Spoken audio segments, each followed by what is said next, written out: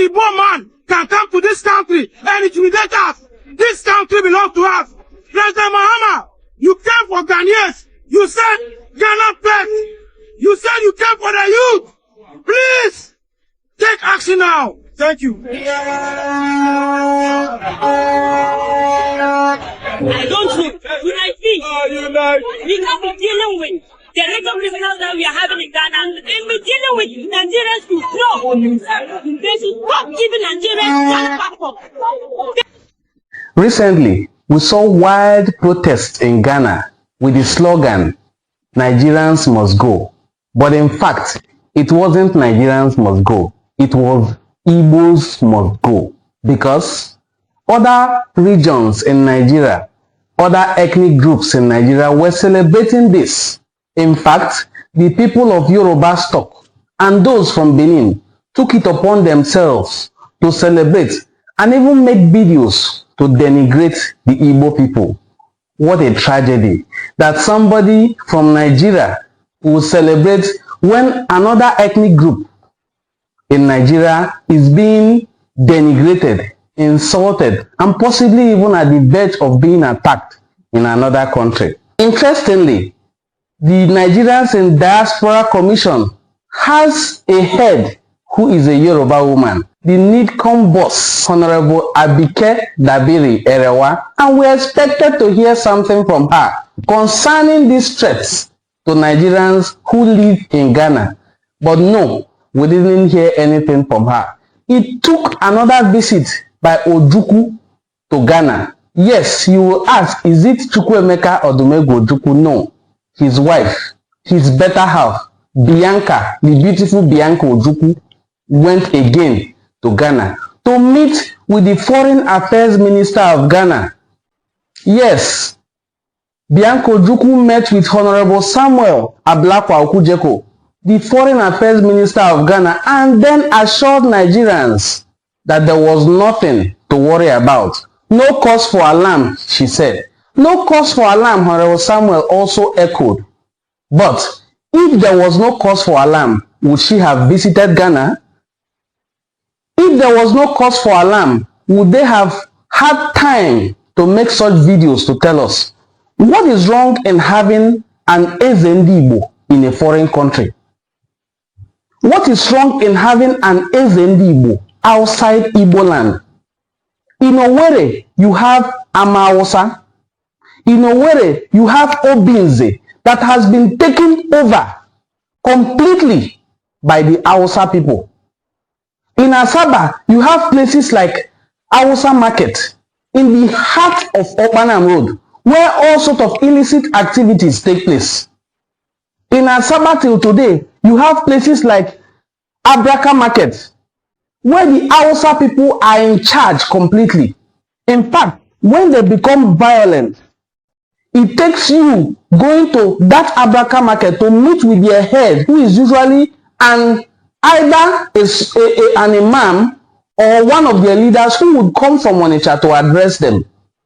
What is wrong in an ethnic group living in another part of the country having somebody who heads them socially? What is wrong in that? Oh, because it is Igbo people again, and Igbo people are not allowed to assemble because of that fear and phobia for Igbo. What is wrong with us? If Nigeria doesn't love or want to see these people called the Igbo people, why not let them go? For God's sake, let them go. In Owerri recently, we have Amala Festival from our Yoruba brothers. This is how we allow every other ethnic nationality and group to assemble in our midst because of our stupid hospitality. Yes, I call it stupid hospitality because we welcome these people wholeheartedly. We hug them and embrace them even while they stab us at the back. If not for this very crucial visit by Bianca Ojukwu, what happened in South Africa would have continued. We have had Igbophobia all over the world. This is why I don't blame people who usually liken the Igbos to the Jews, because this is how Jews have continued to face this type of discrimination all over the world. Why the hatred against Igbo? If you go to Kano, most of the business conglomerates, most of the business empires owned there are by Igbo people, not on rented apartments, but built and established there. Is it a bad thing that we Igbos go to other places and develop them, set up businesses that flourish? Why not allow them thrive? The Abraka market I described lately, it is hosted between the borders of Onitsha and Asaba. It belongs completely to the Hausa people. If anybody wants to get a space there to do business, you will have to meet with an Hausa person. Probably his name is Alhaji Showa. I'm saying this as someone who worked at the Delta State Capital Territory Development Agency as a special assistant to the DG. If anything happens to one Hausa person, I remember one instance where we had to invite an army general to talk with them because they have leaders. What stops us from allowing Igbo people to have their own leaders outside of Igbo land? I've seen different analysis of people saying it is wrong to try to have an Eze outside Igbo land. But it is not wrong to have an Emir outside Hausa land. It is not wrong to have an Oba outside Yoruba land. We have Obas of Yoruba people outside Nigeria itself. We have Emirs of different Hausa people outside Hausa land. What is wrong in having an Eze outside of Igbo land? I remember very well that we students, while I was in the university, we've had associations of Anyoto Shirumi people and Anyoma people, and we usually crown our Obi in every university. Is this case different? Or is it because that Eze Chokwode Ihenetu showed himself with a touch of wealth like we Igbos usually do? He should have remained poor. He should have showed himself living in penury for him to be accepted. How long are we going to tolerate this hatred against Igbo people? How long?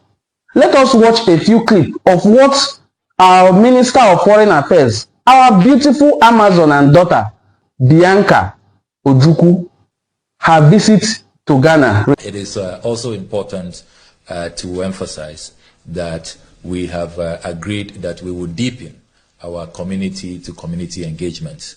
We are conscious of our history, that even though we have a historical background with a lot of our ethnic groups having the same heritage and antecedents.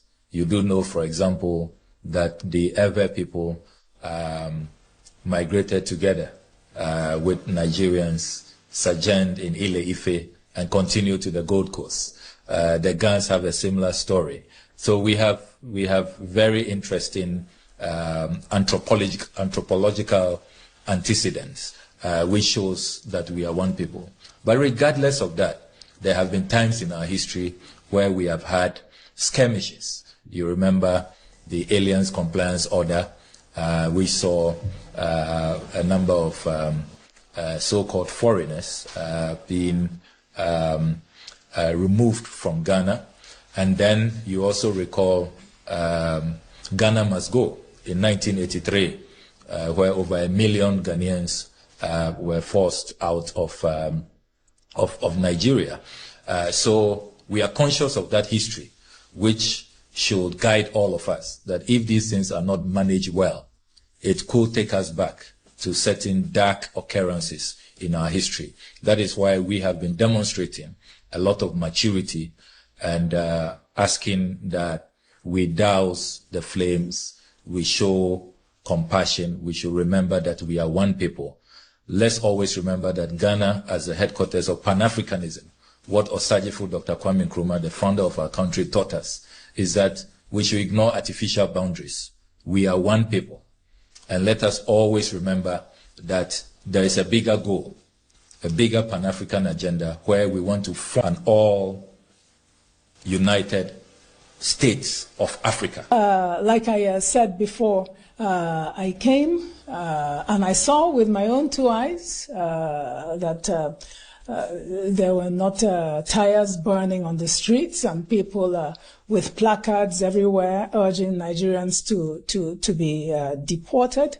And it speaks to how the government of President John Mahama was able to rise to the occasion. President Mahama and President Bola Ahmed Tinubu are like brothers. Of course, Nigerians were in a very festive mood during the inauguration ceremony of President Mahama. Our president was here and for the occasion, and he gave a very, very impassioned speech, which speaks to the special bond that exists between these two gentlemen, and by extension, the bonds that exist between Ghanaians and Nigerians. So the message, in short, would be that there is no cause for alarm. The situation is being handled quite effectively. We will continue with our stakeholder engagement.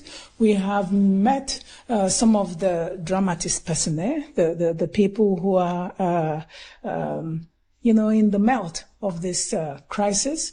We will continue to meet people, stakeholders across all segments to ensure that the ways and means to continue to douse. I want to plead with Nigeria to please learn to coexist with your Igbo neighbors. If you cannot coexist with your Igbo neighbors, kindly, please, let us go. Let us go, please. Enough of the hatred. Enough of the attacks against Igbo.